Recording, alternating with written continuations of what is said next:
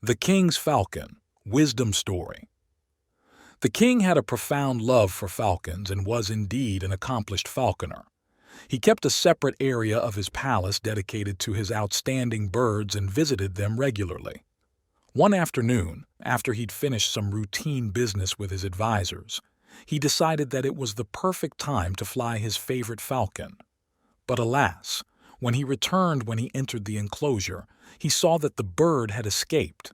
The falcon, having been reared in the palace all her life and cared for tenderly by the king himself, had somehow gotten out and lost her way and had ended up at an old woman's cottage.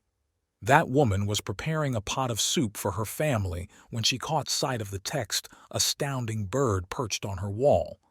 She felt sorry for her and grabbed her by the talons, tying them up with a piece of string so she couldn't fly away, and began to stroke her beautiful feathers. She decided, though, that the bird's long, unkempt feathers needed pruning, so she cut them as short as she thought appropriate.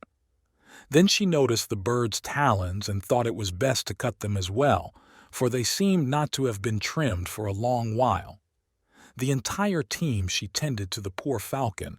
She stroked her caringly and whispered to her sympathetically, "Where have you been, little one, that they've treated you so badly? Look how long your feathers and nails have grown. You should have flown to mother much sooner." The last falcon was now trapped for good, unable to fly or climb away. Meanwhile, the king and his soldiers had searched the entire county for her and were returning to the palace empty-handed, hurt, and downhearted. As they rode through the last village on their route, all of a sudden the king caught sight of his poor falcon, who did not look anything like her old, beautiful self, but was still completely familiar to the king. In the Middle East, in the midst of the smoke and dust of the old woman's poor hut, the bird had lost her glory. The glamour of the palace had been completely washed away. Tears welled up in the king's eyes, and he spoke, "This is your punishment for being ungrateful and forsaking my blessing. Ending up in this disgusting hot with this cold, ignorant woman is what you truly deserve." The king reproached his bird while stroking her injured feathers lovingly. The falcon was shamefaced and looked at her master with utter surrender and regret.